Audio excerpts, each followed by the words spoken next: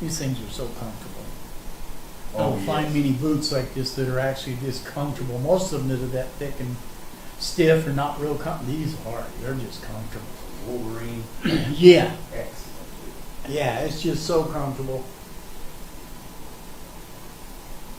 Yep, they're some of the best boots you can buy.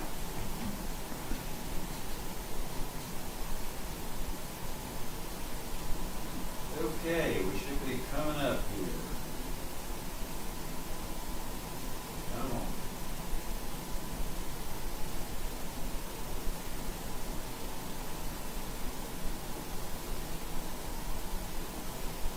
I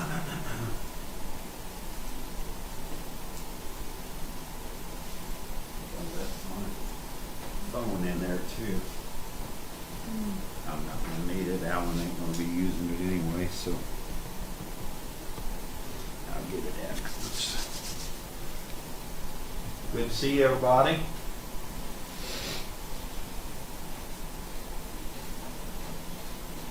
I'm a little guy, so I sit at this big table. If I'm not sitting up, I look like I'm Well, that way, buried. that way I don't have to squinch down to be even with you. I can sit up a little now. Yeah. It's good to be here and to see everyone again this evening. We've been having a great time with the thoughts that we've had. I don't know, are we on okay? You see it? Okay. And so this evening I thought I'd come back and discuss a couple of questions and then move on to what I term for this evening as nature of the Spirit, natures of the Spirit, and kind of show how different natures of the Spirit, antitype, contrast, and real, how it's moving about in the earth in this day, and maybe show a couple patterns to help us out. So there was a question that was asked me, and it's concerning the last couple of messages we had on the dance, part 1 and part 2. And it was if there were other lineages like the Africans and Asians aside from the lineage of Adam, how do we explain the creation stories in Genesis with reference to Genesis 2 and 5, and there was not a man to till the ground? Please, I need to have these answers to explain to others. So I answered back. I said, as we've talked about, Genesis is full of symbols. And Moses was writing those symbols in relation to the lineage and creation from Adam.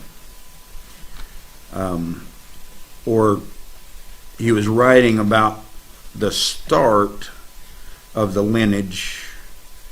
Before Adam's lineage, there was no man in the lineage of Adam to till the ground.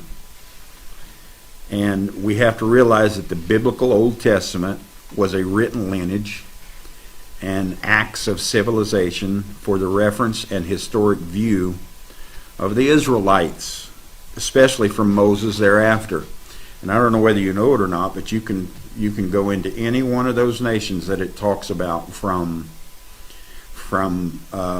the Philistines to the Amorites to the Moabites to the Hittites they all came from Abraham.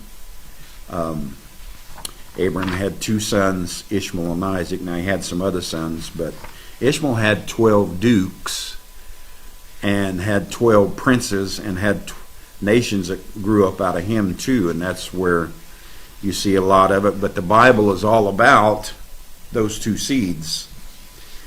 So we have to realize that the biblical Old Testament was a written lineage and acts of civilization for the reference and historic view of the Israelites, especially from Moses writing from Abraham on.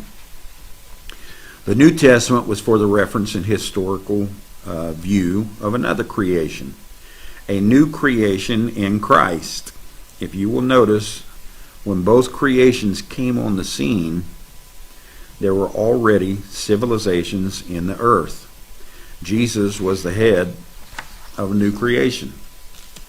But he wasn't the only creation in the earth. There was no man to till the ground of the new creation until Jesus Christ came. And there were thousands of men in the earth, but no one was tilling that ground. Jesus Christ was the first to till the ground of a new creation, just as Adam was the first to till the ground of his creation.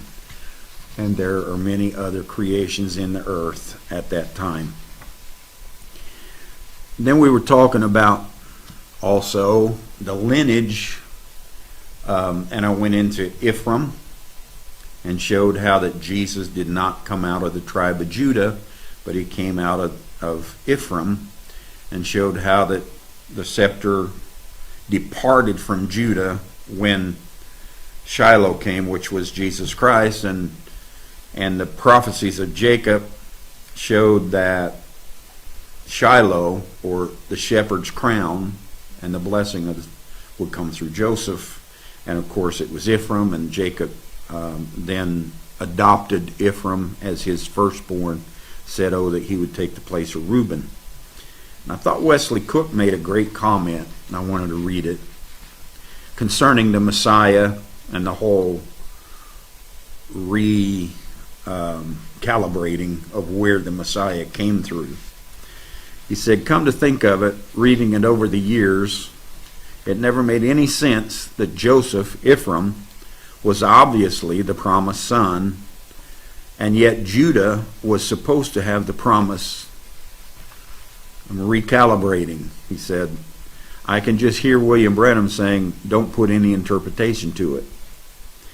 But people oftentimes will end up denying Scripture and denying the truth that they claim to be holy, the Scriptures, in order to try to prove their doctrine of things. It's one of the funniest things that there is. So the promise was made from the north, the northern kingdom of Israel. The part of Israel who was more inclined to defy tradition. And that's true. The northern 10 defied tradition and actually went into a lot of false things themselves. And that's why the southern, in all of their tradition and establishment in Judah and Benjamin and everything, they looked at the northern as, those crazy people that come up with all kinds of new things. So the tradition of the south and the defying of tradition in the north with the promise makes up the whole thing. So the promise came from the area of thought, the north, where all the false gods, no God worshippers, and not from the area of the traditionalist. Sounds like today, doesn't it? I know what he's talking about when he says that. I probably shouldn't get into it, and all at the same time not condoning Baal worship. But it was the free-minded who produced the promise. Ephraim, the northern kingdom, Galilee, Nazareth, all those free-minded people that weren't so traditional. It wasn't the traditional thinkers. One can assume it was because of their anti-traditionalist, free-thinking ways that Galilee had attained such a poor reputation amongst the traditionalists, and yet from there came the promise, to which the traditionalists did everything they could to destroy and kill it. I'm just going to copy and paste. Sounds like today, doesn't it?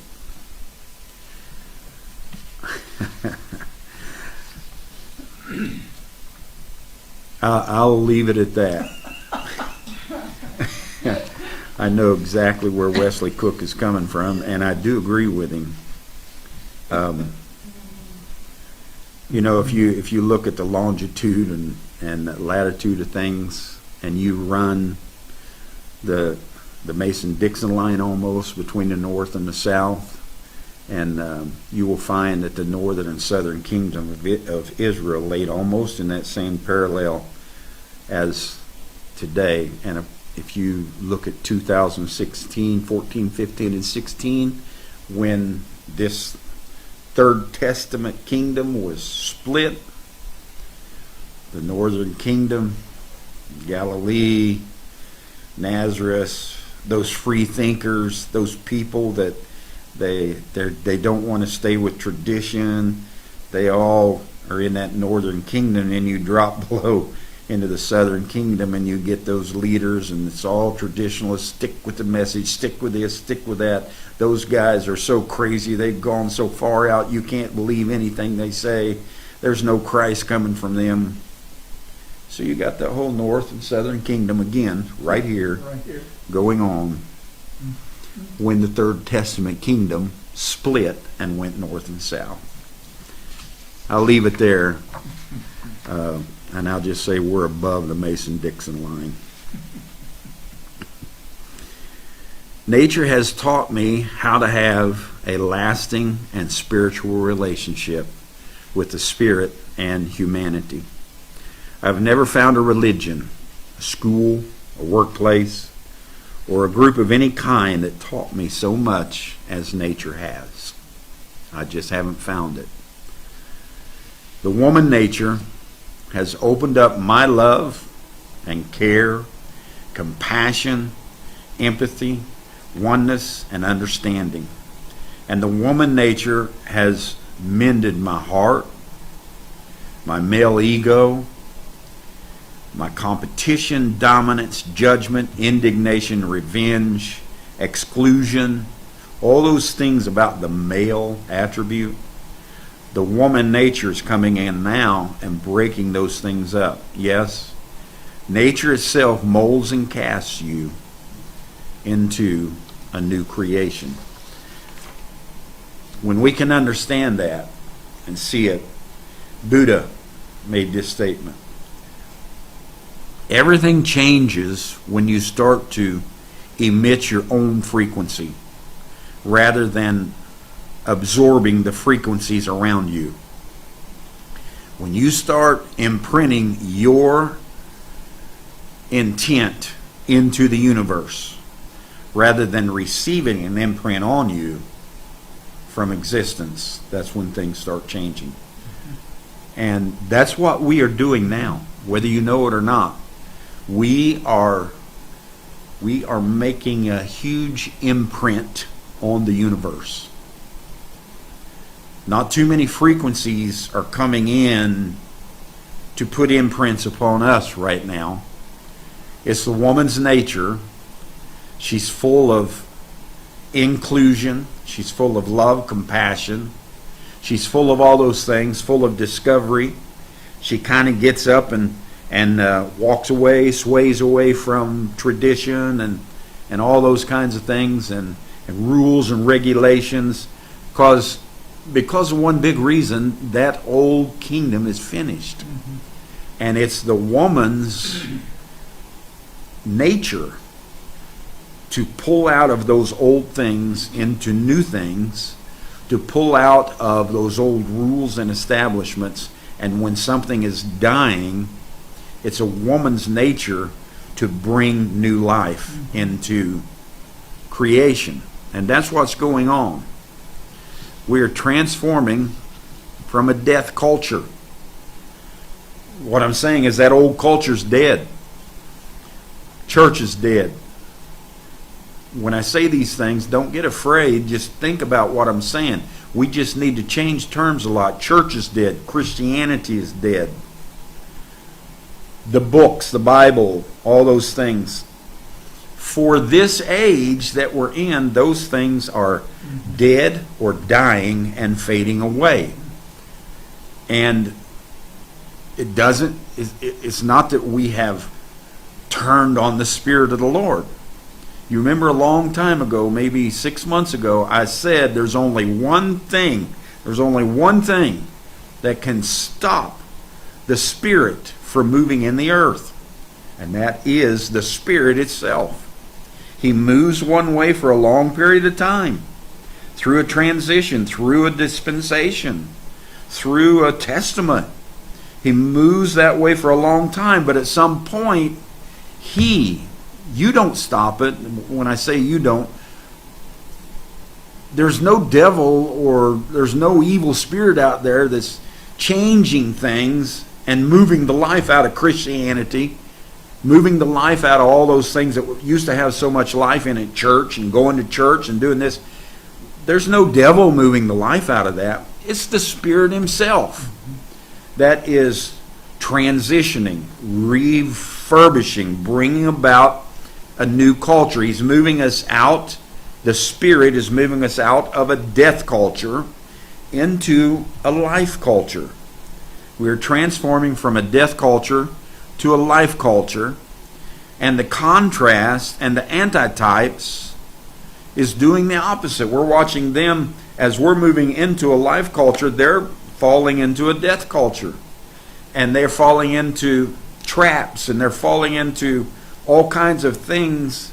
And it's a terrible situation to watch it all die. But at the same time, you have so much hope, so much faith, and so much reality built up in you that you're moving on. And all these things that are being said under the old, you're not letting it imprint you.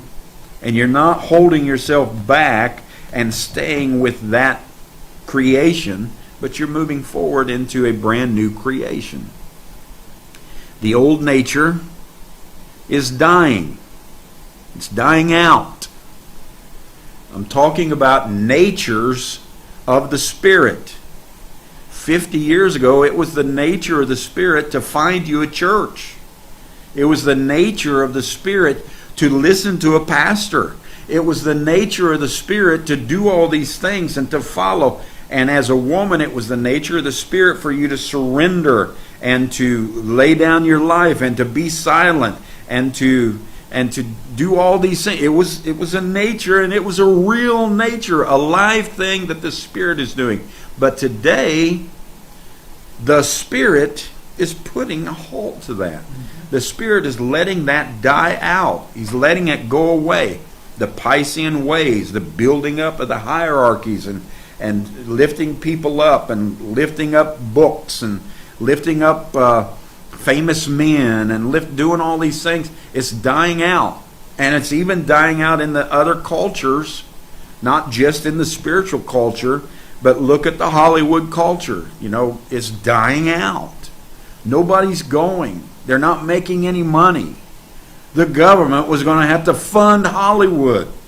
There's so many things happening, and that old culture of lifting up idols and lifting up these famous ones, they did some of it to themselves in the things they were saying and all the different things, but it was the Spirit's way of killing out a culture. Today you can say to me any famous Hollywood actor, you can tell me what they said.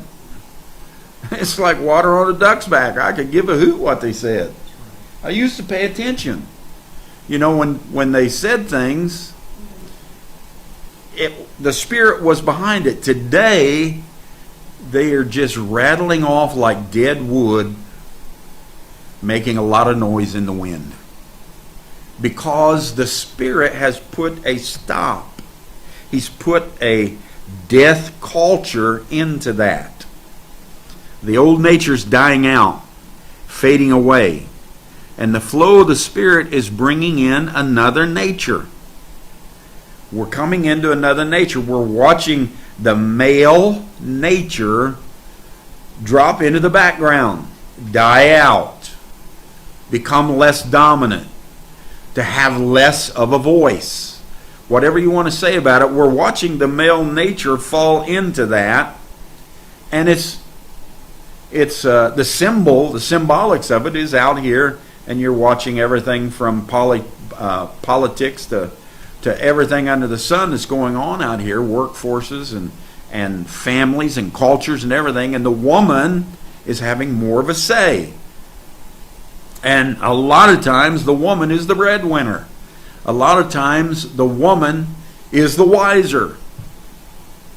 And it's raising up among us because that is a symbolic of what this real woman nature is.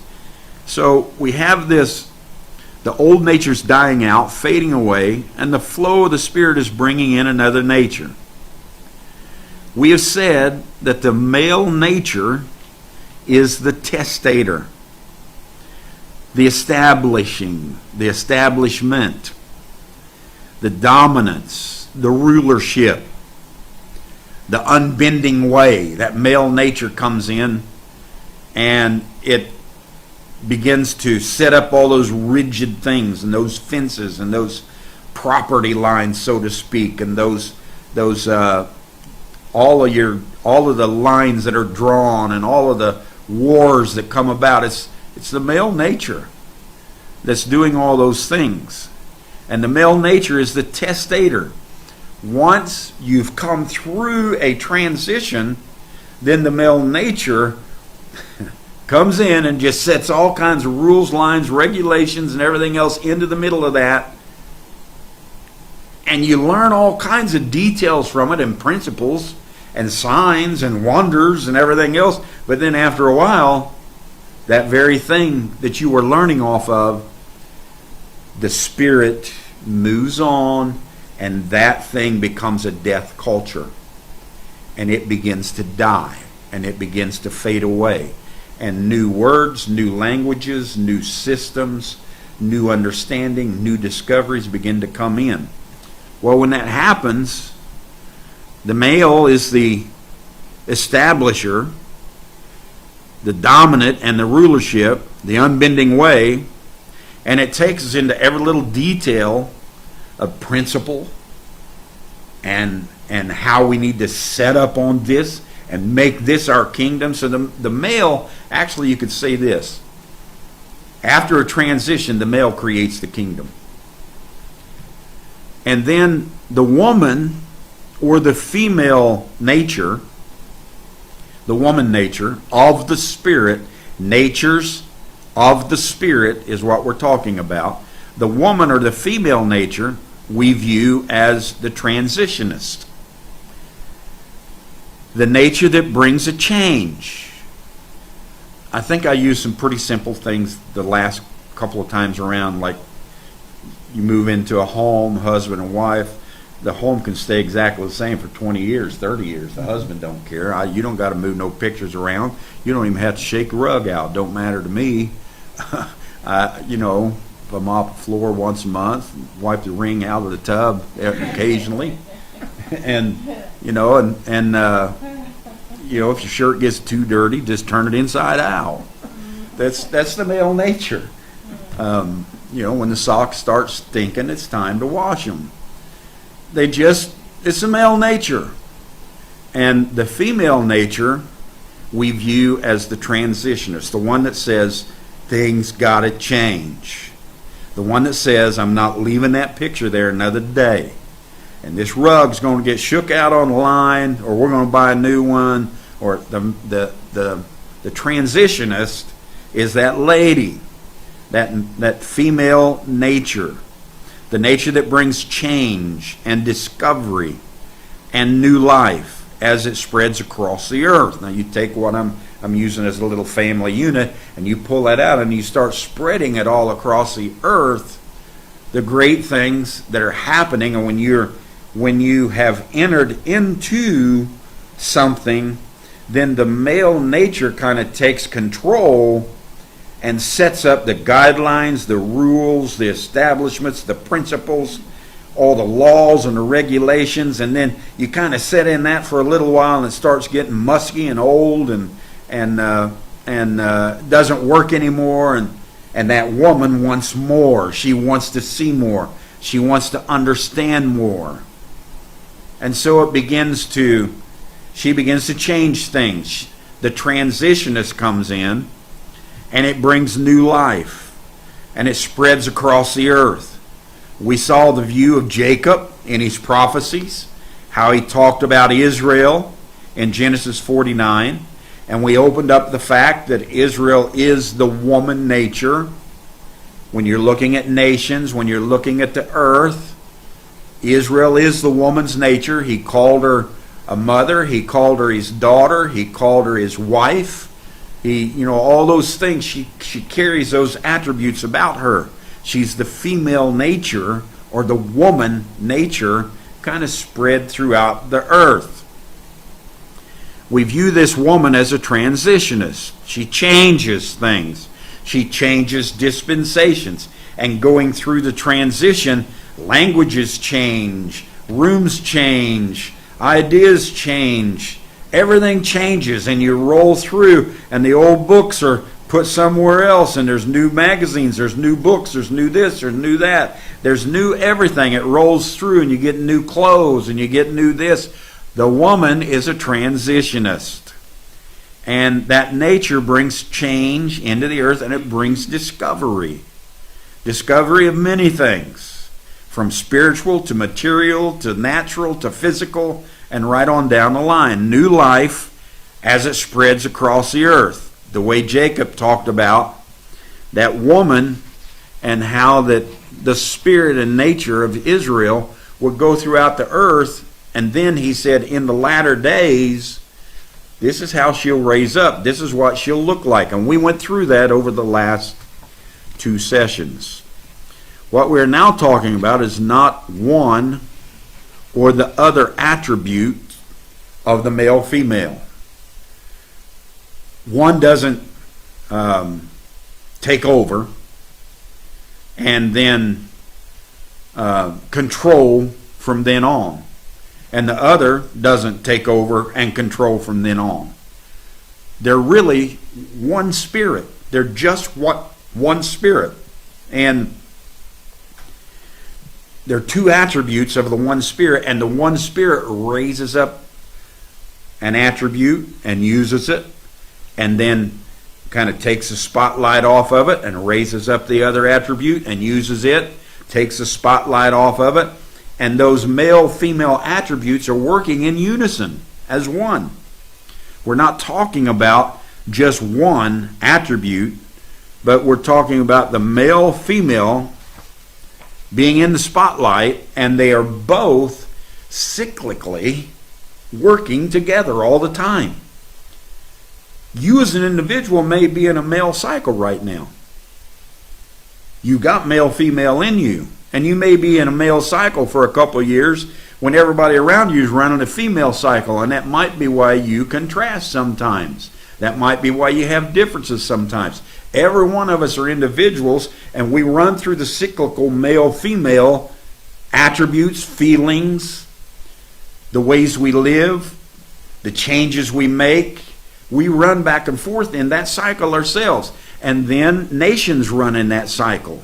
And then dispensations run in that cycle, and types and shadows run in that cycle. When you start looking at it, that whole cycle of male-female is never ending, constantly rolling back and forth. And as I said, I believe we're in a dispensation, and we're rolling through a woman cycle in the earth. But that doesn't mean that you might not be in a male cycle yourself. Or maybe your nation is, or maybe your family is. Because you need to decipher and understand the woman don't just take over, and the male don't just take over, but there are several dimensions and many realms that are going on at the same time, and you have to fluctuate and pay attention to who might be in a male cycle and who might be in a female, and what your nation's cycle is, and what your family cycle is, and what the earth is going through. Now, I can see the earth. It's going through a woman cycle right now. It's going through a tremendous transition cycle. So we're not talking about just one. One does not have to have dominance and the other just leave or separate from the other in order to shine. They are one spirit in unison, and you don't have to take the shine off of one to make the other shine. Some people said, well, you act too much male. Your messages are too much male, Brother Parnell, and the female ain't coming out. Well, that might be true to you, but there might be more female coming out of me than I have ever had come out of me, and I feel like I'm in a male contribution. So you need to think about one another, vice versa. These attributes are cyclical, and rotate in unison depending on the need of humanity, depending on the need of you as an individual, depending on the need of you as a family, depending on the need of you at work, in that family, in that career, depending on the need of a nation, depending on the need of humanity as a whole. One cycle or the other may be going through the rotation and being the dominant one, but it doesn't mean that the other one's just dead and gone. It's here, and it's going through its cycles too. These attributes are cyclical and rotate in unison depending on the need. Right now, we view the woman. When you take a look at the zodiac and the universe and the earth, we view the woman coming into her cycle of transition. Uranus, the planet, is a feminine planet, and it's moving into its cycle, and becoming the great culture in the earth of discovery and change, tree huggers, lovers, compassion, empathy, and we see a oneness moving across the earth in the flavor and in the nature of a woman, and the old dominacy, the earthly dominacy of male rulership, man rules after Eden. We've gone back, and we're on the other side of that again. We've gone back to the future. And so we see this happening all around us. Uranus moving into a cycle, becoming the great culture of discovery and change, and earth lovers, compassion, empathy, and we see a oneness moving across the earth. It actually started, in my view, in music. Go all the way back there at the opening of the seals, when William Brennan was opening the seals. Look at how music was exploding across the earth. And music became a universal, if you want to call it that, way of peace. Everybody loved music. And everybody could lay down their arms and quit fighting one another and enjoy music. I even seen it's a true story where that in Germany, it came Christmas, December the 25th, and the German army laid down their arms and came out of their huts and came out of their holes and everything else, and just began to walk to the United States and the New England and all them, and began to walk to them. And at first they were playing music. They were playing Christmas music. This is a true story. And finally England and the United States realized, hey, this is not a trick. And they laid their arms down, and they come out of their holes and everything else, and they hugged one another. Some of them cut one another's hair. They sat there and smoked together. They sang Christmas songs together, and it went on almost till New Year's. Almost 5 days. Music brought them together and brought them outside of war. And I see music as being one of the things, even today. Just look at, what's the name of them? They've been around for about 25 years. Play for Change. Playing for Change.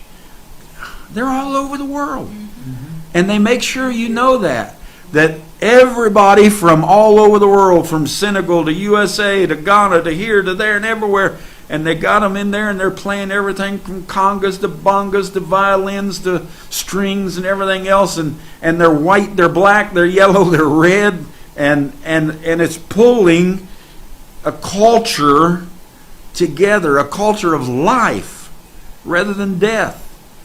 Cultures of separation bring death. Cultures of unison and inclusion bring life. So it's going on all around us. The opening of the seals brought on a culture in music that began to spread across the earth. You've seen it, and maybe us message folk didn't like that music too well. But you know what the Holy Spirit told me some years ago? the message people rejected me when I brought to them music and prophecies and these things. They rejected me, and you need to turn and go listen to the lyrics of this music that I brought during that time, and you'll find many great messages that were coming from me. And I did that. And some people, they walked away, they said, Don Parnell's went worldly, he's went after the world, he's listening to rock and roll, he's doing this and that. And they said all kinds of things about me, but I was doing what the flow of the Spirit told me to do. And this is what I seen. I seen the opening of a brand new culture that was spreading across the earth. I seen it in music first. And for decades after, religion kept right on warring. Nations kept right on warring. But music came together and loved one another. It was the first move. And it's starting to show in many of the cultures. And I could name off many of them, from Bob Dylan to Bob Marley and you could just take off. I could just take off and start naming so many that everybody hates. But inside their music was many, many great things. Morrison, all of them, right on down the line. Playing for change for 25 years, reaching across the earth, bringing together every culture. The woman's nature, not only spreading out in the nature of the woman Israel, but spreading out in the nature of music. It went from a male dominancy to a female, and the music went into more compassion and love and lyrics and lyrics against war, against hatred, against all these things. And it began to form a culture that didn't want any more battle. They didn't want any more war. They didn't want to see their sons going to war in some strange land and coming home in a pine box, no matter what nation it was. And slow but sure, we were building a culture that doesn't want these geographical lines and wars. And I seen it first in a woman nature rise right up in the music. So we seen a sea of brass. I'll put it like that. Go read your Bible. Sea of brass. What was it, Brother Parnell? The sea of brass is the male attribute. Brass is judgment. Brass is principle. Brass is what they made the lavers out of. Brass is what the heavens turned to when Elijah looked to them. Brass is what brought on famine and pestilence. Brass is what brought on judgment from the pillar of fire throughout the Old Testament. Brass is what they had to eat when he got angry at them about their false gods. You can go on and on about brass. It is the male judgment and the male ego and the male dominance and the male rulership. But we find that the sea of brass became a sea of glass. That's the scripture. A transparent sea. All of a sudden, no judgment, no hatred, no envy, no strife, no rulership, no wanting to dominate one another, but a transparent sea of glass. How did it do that? Spiritually, we're beginning and understanding at the opening of the seals that it's not church, it's not separate cultures, it's not separate races, it's not separate things that we want to separate about ourselves all the time. It's not separating yourself from the world. It's not any of those things anymore, but we've become transparent and able to look through everything, understand. Transparency means to understand what's going on. And we moved off of a sea of brass and became a sea of glass. Or we moved from a male attribute and the female attribute began to transition us to a more understanding and open civilization. That's what's going on. We're transforming by renewing the mind. Changing terms. It's like name changes. As a strategy forward. Making these changes, changing terms, changing ideas, changing the things we're looking at. Changing the language.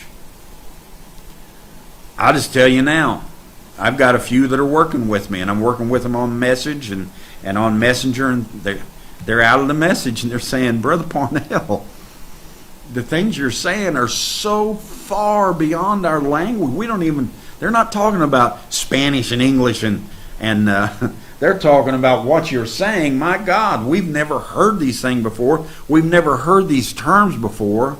We never came into anything like this, and we need your help. And I'm working with them, and I'm helping them, and showing them that we change from brass, judgments, languages of judgment and hatred and anger and ego and dominance and rulership, into a language of love and compassion and consortiism and working with one another and doing the things that we need to do. So we have this going on, and we're making the changes, transforming from a death culture to a life culture. And the death culture is, I'm not talking about something like it's a horrible thing. I'm just telling you the Spirit ain't in it anymore. The Spirit is not there anymore. And if you don't move with the light before long, the path back there is dark. And so that's what's going on. It's fading out.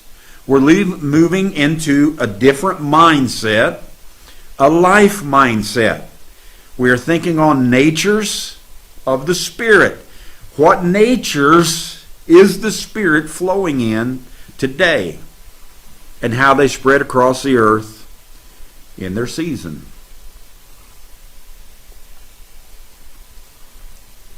The Spirit has an endless amount of natures. And He doesn't use the nature once. The Spirit is eternal. That nature may chase back around, and you may run into it again. You'll run into it in a family problem. You'll run into it in an individual. You'll run into it in a nation. You'll run into it. They used to have it 1,600 years ago, and now they got it again today. They used to have it 200 years ago, and now again today. The Spirit moves in humanity by the season, by the culture, and by what humanity needs at the time. He will break a nation, a nature open out into the earth. So we see this going on all around us. We are thinking on natures of the Spirit and how they spread across the earth in its season.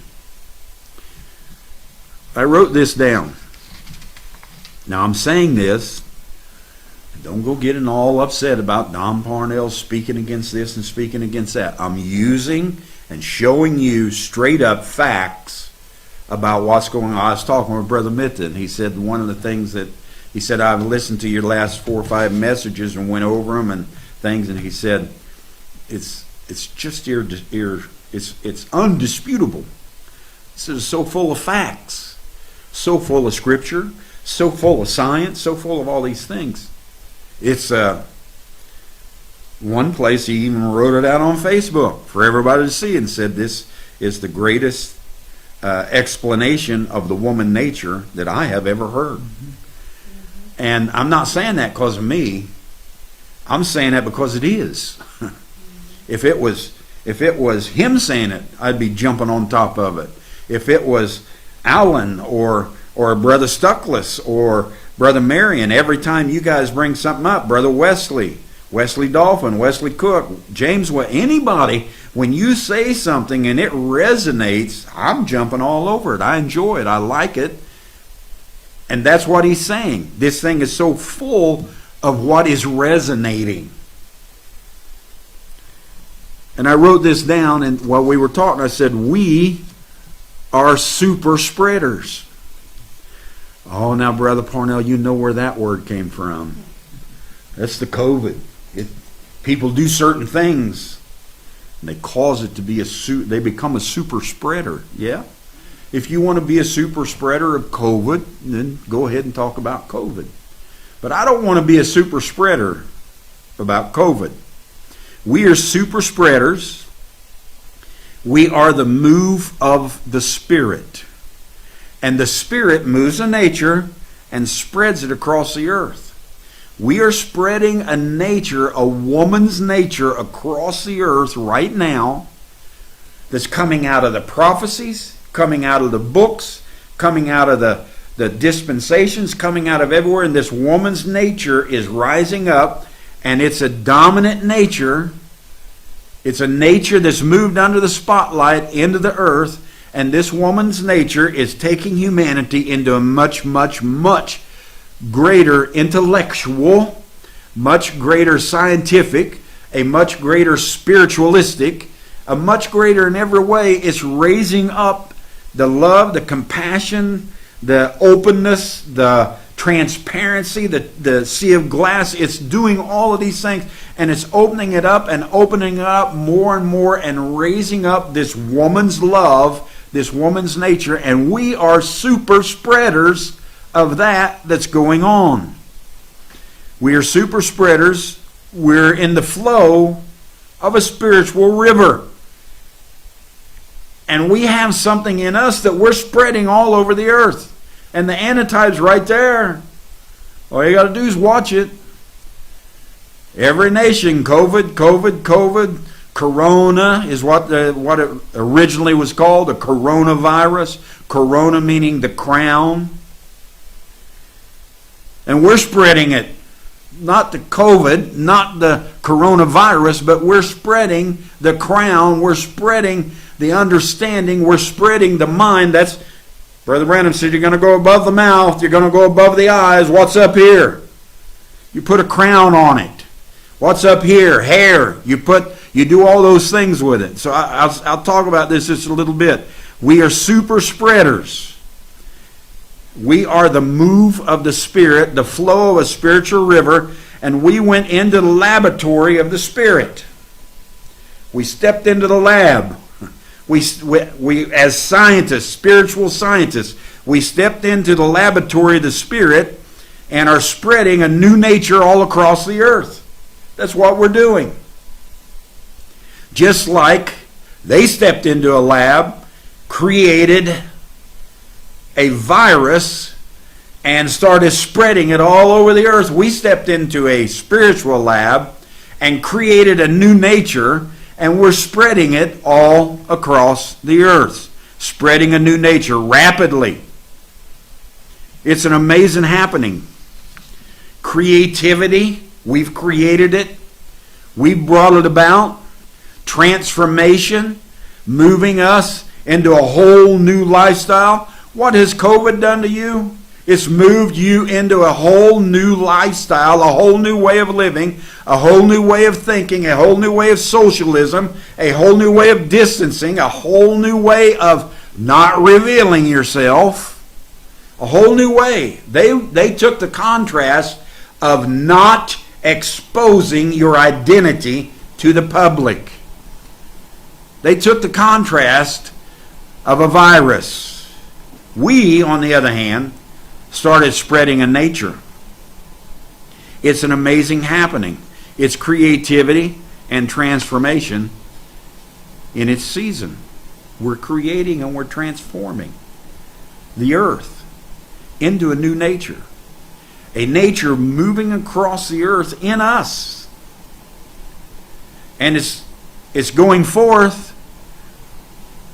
from the throne of the man-child. You say, where are you talking about, Brother Parnell? The throne of the man-child who has grown to maturity within his system. You say, what system? What man-child? What throne? Where's it all at? Humanity is the system. Humanity is the system of the red dragon. The red dragon being humanity and its systems, the beast being set up. And what we find is, and the symbol, at the time that it first opened up, at the opening of the seals, the symbol back there was the red dragon, Vietnam War, all the protests, music, and all the protests and poems and lyrics and everything else coming out of it. And the red dragon was right there to devour the child and took the child in. The red dragon devoured the child, and when the child went in, we've been in the system now for 50 some years. And the system was Vietnam when the seals were open. And there stood Ephraim, William Branham, fighting the red dragon. The United States fighting Vietnam. It was all right there, right in front of our eyes. Now it's China. And what's the emblem of China? The red dragon. What was one of the greatest movies to come out back there during the time of William Branham? It was Bruce Lee, and it was called Enter the Dragon. That's what we were doing then. Well, we've been in the dragon. We've been the man-child for 50-some years now. Now it's China, communist China, with the emblem of the dragon, and we have entered that dragon, taken the throne, the heart of the dragon, and are changing the whole world with our culture. We're changing the whole DNA of humanity. And while we are spreading a new nature out into the earth and a new way of life and a new understanding and a new living, that same emblem, that symbol, that antitype, went into the laboratory, created a virus, and started to spread it all across the earth right out of the red dragon. It's all happening right in front of our eyes. Coronavirus is the antitype and parallel of what is happening in us, in the spirit. Corona being the crown. A nature moving across the earth. The spirit sits on the throne of the dragon, the heart. The heart of the dragon, and directs every change. You're worried to death about all these changes? We're directing every one of these changes. The spirit in us is spreading across the earth, and it's us, and we are directing all of it, directing all the changes. No worries here. No worries at all about who's in control. This woman nature is in her understanding and bringing all things about. The spirit sits on the throne of the dragon, the head of the heart of the dragon, and directs every change. The dragon, the systems, want to hide from humanity what is going on. That's the red dragon. He doesn't want to change. Wants to hide from the system what is going on. By hide, I mean hide its identity. Hide where it came from. Hide what it's about. Keep you in the dark. Stay hidden. They want to hide it. They don't want the apocalypse to take place. They don't want the unveiling to take place. They don't want the public to believe the truth. That's what's going on all around us. I'm speaking on a spiritual nature of things now. Natures of the spirit moving into the earth. The natures of the spirit. When you don't wear a mask and expose and reveal things, you're considered a super spreader of the corona. If you wear a mask, if you do the things they ask you to do, if you don't wear and you expose and you reveal things, you're considered a super spreader of the corona. A mask is hiding and veiling, putting a veil on. And we're unveiling ourselves. They say there shouldn't be any revealing in this day. You've heard it from the message. No more prophets. You can't reveal anything. You got to keep it hidden. You got to keep a mask on. You can't reveal. You got to keep a veil on it. Only prophets can reveal these things. And there's no more prophets. So nothing more can be revealed. Keep yourself covered up. Stay inside. Don't you try to spread this news that you have. When you don't wear a mask and expose and reveal things, you're considered a super spreader of the crown. There should be no revealing in this day. Don't do such a thing. Don't try to bring out anything new. Who's that guy sitting on his back porch in his sunroom? Who's he think he is spreading this all across the earth? Doesn't he know he's a super spreader? It's against the law. Yeah, you can only have so many. You can't just give this to everybody. It's against the law. This will become more predominant and clear as we move into 2021. But it will not stop the change. You're a super spreader. I have said before, There's only one thing that can stop the move of the Spirit, and that is the Spirit itself. The Spirit has stopped a move numerous times and brought that nature that it was serving in to death. Old Testament, New Testament, seals, TTT, Third Testament, on and on and on. You can just look at the dispensations. You can look at the nations and see how they would raise up and flourish across the earth. And great things come out of them. Transportation and money systems come out of Rome. Philosophy and things come out of Greece. And you can just keep naming off all these places and the great things that came out of them. But when you're finished with them, the Spirit moves out of it and it becomes a dying culture. It becomes a death culture. There's only one thing that can stop it, and that is the Spirit Himself. When He decides that He wants to kill His own nature, that He wants to stop His own nature, that He wants to put a damper on His own nature, whether He wants to pull the spotlight off of what He's doing, He's the one that does it. He don't have no devil that says, okay, Mr. Devil, you go on and do that now and I'll deal with you later. He does it Himself. It's who He is. He does it based on the season. The Spirit has stopped a move throughout the world numerous times and brought that nature to death, stepping into a new nature based on the season. The red dragon is trying to keep the man-child off the throne. Now, don't get real upset at me here. The red dragon, the system, the establishment, is trying to keep the man-child off the throne. The heart of the system. And the red dragon right now is raising up. You can see him raising up and flexing his establishment muscles in the government, in Congress, because this is going to affect the whole world. Whatever happens here between now and January 20th is going to affect the whole world atmosphere. And the red dragon is trying to keep that man-child off the throne, the heart of the system, Ephraim, the USA, the outsider that entered the dragon 4 years ago. And he wasn't no politician. He wasn't a Democrat. He wasn't a Republican. He wasn't a libertarian. He was a businessman. He was an outsider. He was a man-child, one that nobody wanted, and the red dragon wanted to devour him. And he went right in, took the throne, and the red dragon didn't change him. He changed the red dragon. He's brought out so many changes.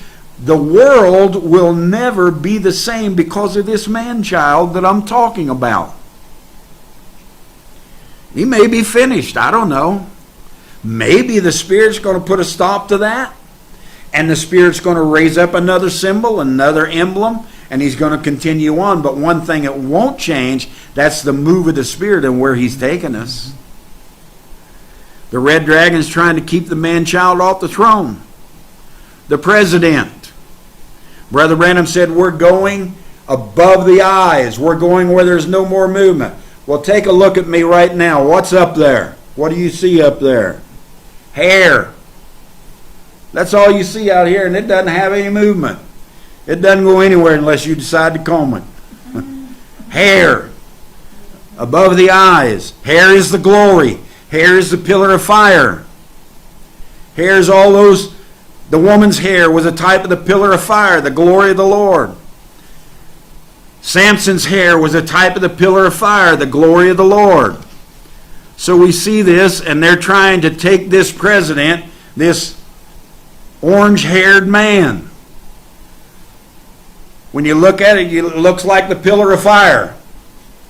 Same color. And it's hanging there. And it's leading the USA and leading the world. And they don't like it. It's a man-child entered the throne, come into the heart, trying to change everything. And the establishment wants the hair out, wants the glory out, it wants all that out. Looks like he has, his hairs become the pillar of fire, become one with the mind. The hairs above all the moving parts, exactly where a prophet of Laodicea said we would go. And now what's happening? There's a great movement to try to keep this identity from moving on. He may be finished. I believe he's done all that he should do. And I don't believe he done it as just one man. And that whole scene may be finished, and there may be a whole nother scene comes in. I don't know. But I see what's going on. And I see the changes, and I see the movements of the pillar of fire, and I see the pillar of fire making changes all across this world, and I see the governments toppling left and right, and I see the law enforcements, and I see everything else falling, I see everything else toppling, and I see all of these things happen in these mass movements, and I know the pillar of fire, that where we moved into, above the eyes, up into the glory, up into the hair, I know it's moving in the earth now. And it's making all kinds of changes. The Spirit may very well stop that symbol. Then again, he might not. And he may move up towards another symbol, letting that one die. Moving the blessing off of that, moving it on, putting it back here in the death culture, and letting it die out. But no worries. We are the Spirit. And we will quickly see the transformation further, and we'll move it into something else, and we'll move humanity with it, and we will see what the symbols are rising up, whatever they might be. We are the leadership of it. We are the mind of it, and we are the ones doing it. I have said for over 4 years now that the woman nature was rising up because we were going through another transitional dispensation. Go back to 2014, 15, and 16. We were 50 years in the Third Testament, and the male attribute had revealed all the details of it. He had it down pat. The male attribute had the principles of it, had the rules and the regulations of it, had the lines of it, had the geographical lines drawn, had everything drawn of it. We were the elite. We were the greatest. We were the mind. We were all these things. And we drew up all the male ego that we could possibly conjure up. And the male attribute had revealed all its details, and it was time to move on because it became a dying culture. And we discovered so much more. Think about 14 till today. And look at what the Spirit in us, the woman nature, the transitioner, has discovered in 6 years. The woman nature is an amazing quality of the Spirit.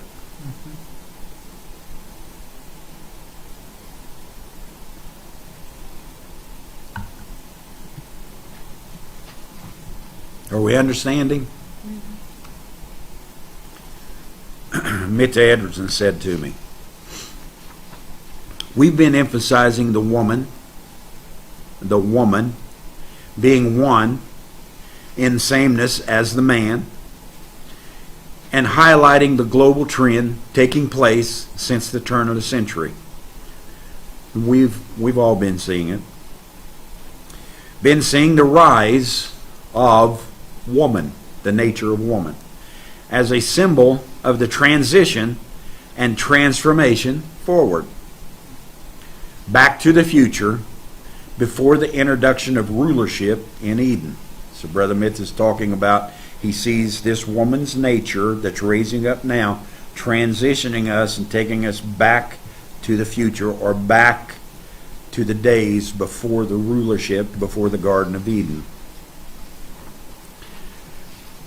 Thanks for expanding my vision and taking it to another level in this, over your messages. This teaching from you on the woman's nature is the greatest I've ever heard. It is the Spirit moving us forward. I am aware that the language is changing as a natural part of the evolutionary process. And he's not talking about English, Spanish, and German. The language of the message, the language of the woman and her nature, everything is changing. In fact, we're able to make conscious conceptual alterations in the spirit of exploration and discovery. The female nature allows that, and it does. We can go out on a limb, so to speak, and not worry about somebody cutting it off on us. We can travel until we derail, and that's okay.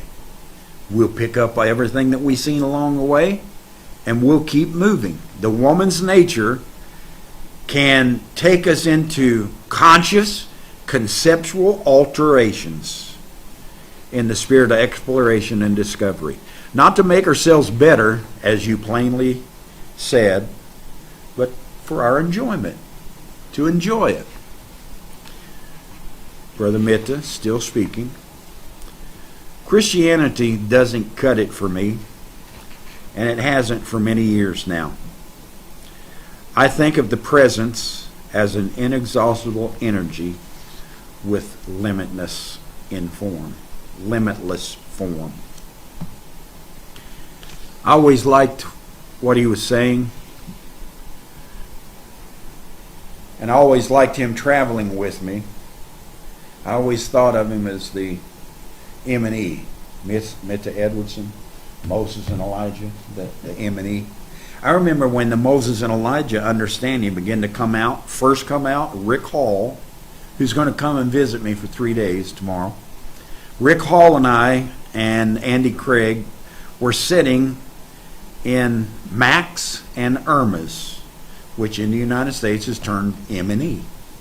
And the understanding of Moses and Elijah and how he came into the earth, into the seals, opened them up, and the spirit of Moses and Elijah is here upon us today. All that came out, and we came and began to minister it while we were sitting in Max and Irma's at Moses and Elijah, M&E.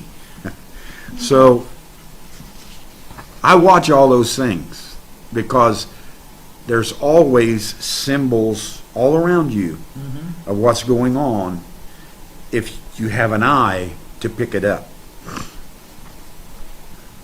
So I asked him, I said, what do you think about my concepts of the Bible? I know the Bible like the back of my hand, and almost everything I dig into, I use the patterns of the Bible.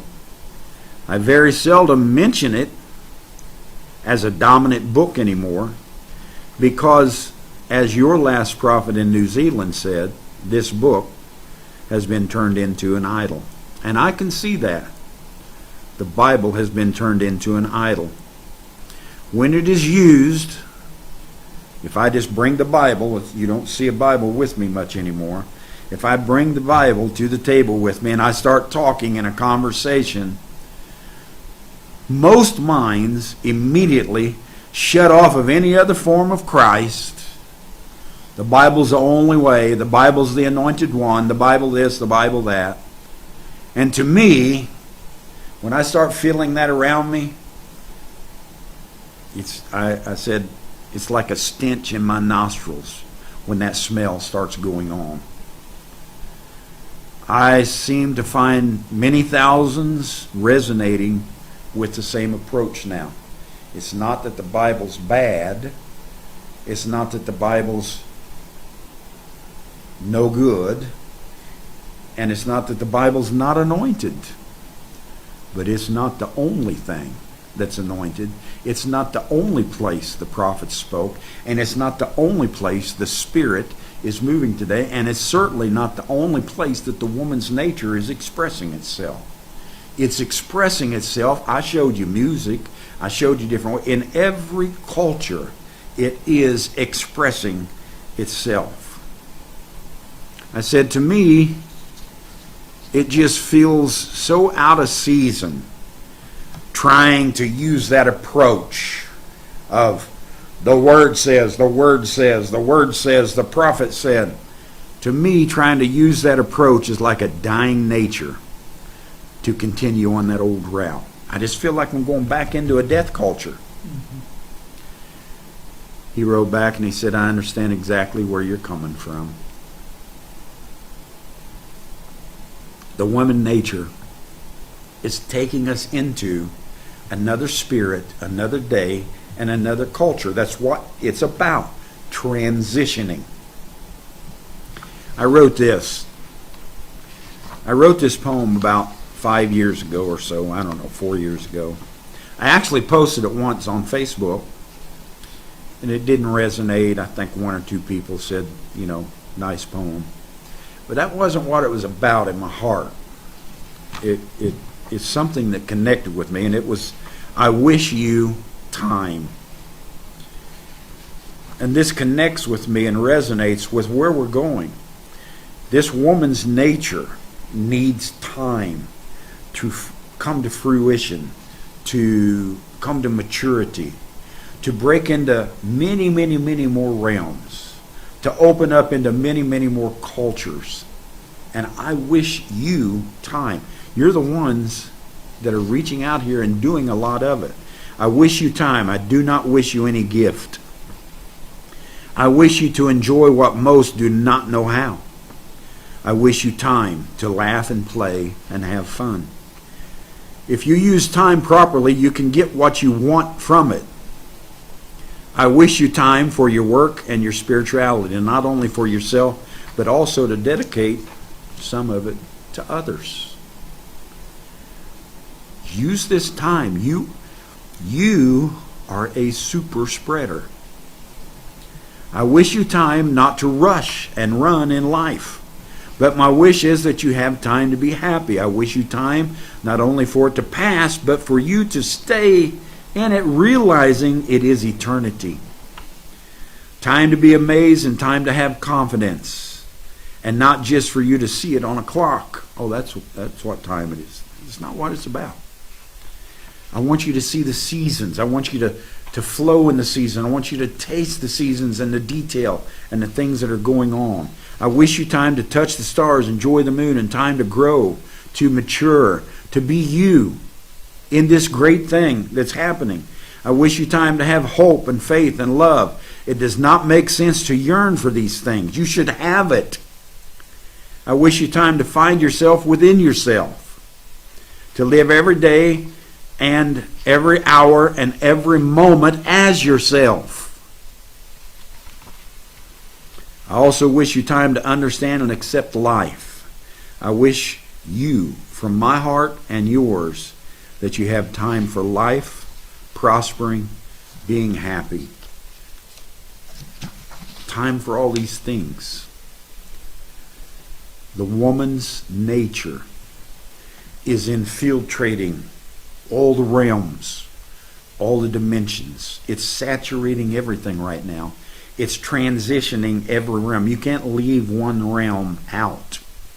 All the realms, all the dimensions, everything is transitioning. I was talking to a brother, and we were talking about what we had discovered about Jesus.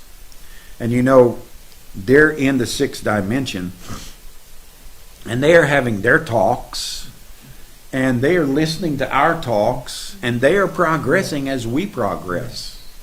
And we were kind of laughing about it and said, we uncovered the understanding that Jesus didn't come from Judah, that he came from Ephraim. And the brother was laughing, and he said, I can see them all in that dimension.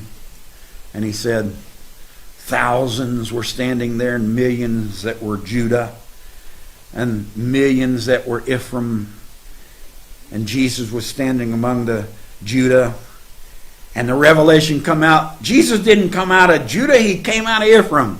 He said, I can see Jesus going like this to all of Judah, and walking out of the crowd and walking over into Ephraim and saying, now I know my true identity. We were laughing about it and just having a good time.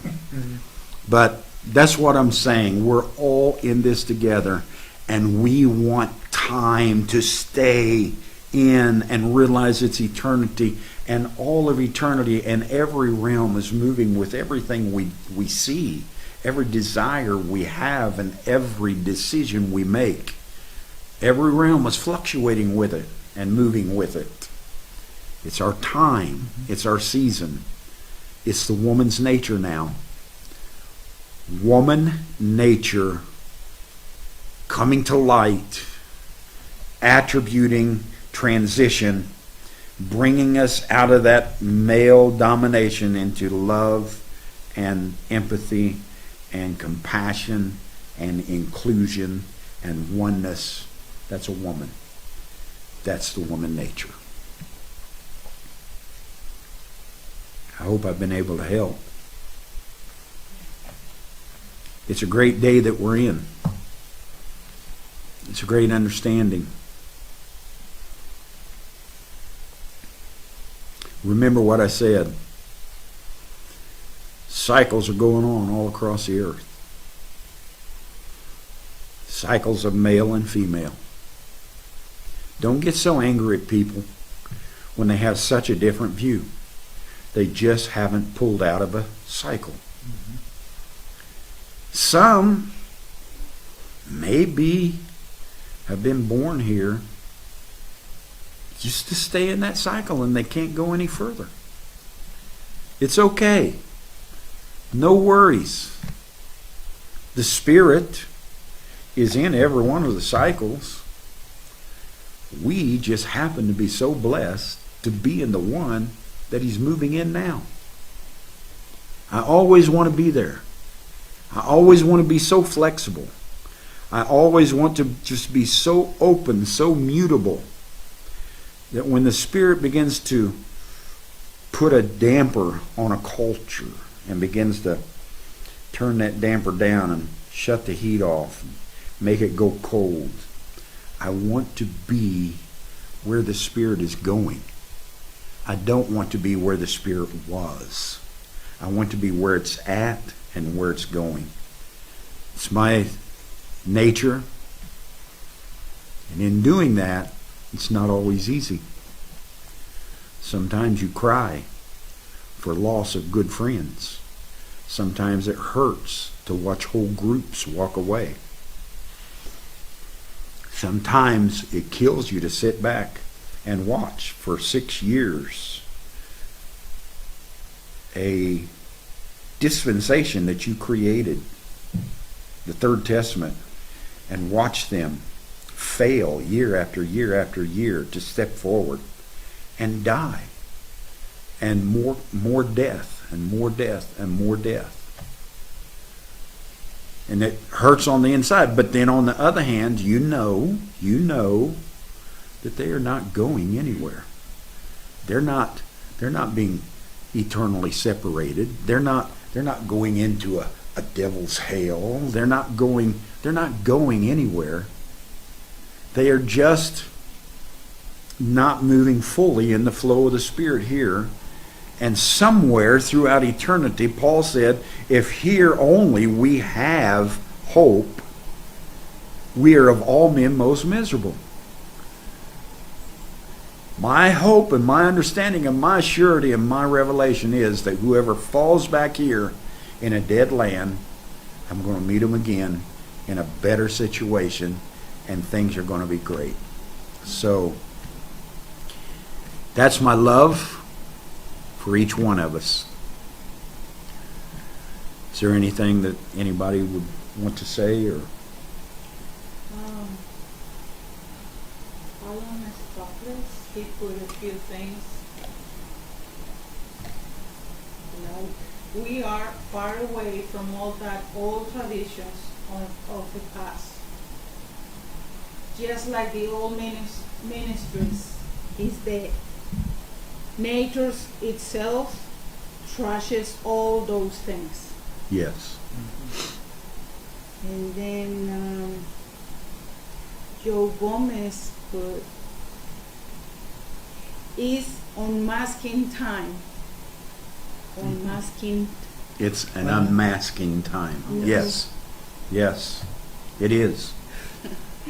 And then Alan Stockless put something else. We are in control. Yes. That's all It's becoming so it is. It's an unmasking time. It's time to become a super spreader. Mm-hmm. It is. That's what it is. And don't get all shook up. I'm not talking about the coronavirus. I'm talking about something totally different. It's time. That's the antitype. It's time for us to unmask ourselves and become a super spreader. And that may make you an outlaw. Yeah. Because the way things are going with the establishment, they'll make free speech and truth illegal. So for you to unmask and stand out there and tell the truth will make you an outlaw. That's right. So just because it's of the law doesn't mean it's right. And that's the way things are going now. You have to become, in essence, an outlaw to stand out there and tell the truth. That's right. You know? Yes. They tell you to be quiet. Who was it? Paul Revere went through and said the British are coming. If he'd have listened to him and said, keep quiet, don't you say anything, That's right. they'd have never known it was coming. Mm-hmm. Yes. But he had the guts to get out there and ride through town and tell everybody, get ready, it's coming. Yes. Yeah. You just have to have the courage That's to right. know that's what you're there for and step Yes. up and do it. Mm-hmm. Just because it's a law doesn't make it right. That's it. A law set in Germany to bring all of those people in, turn them in.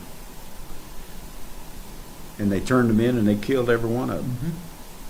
When the law turns into tyranny, it's not right. All right. And so many things now are happening with us, and that is our antitype. They're trying to mask everything when it's a time of revealing. It's a time of unmasking. It's a time of opening up your identity. It's a time of moving from sea of brass to sea of glass.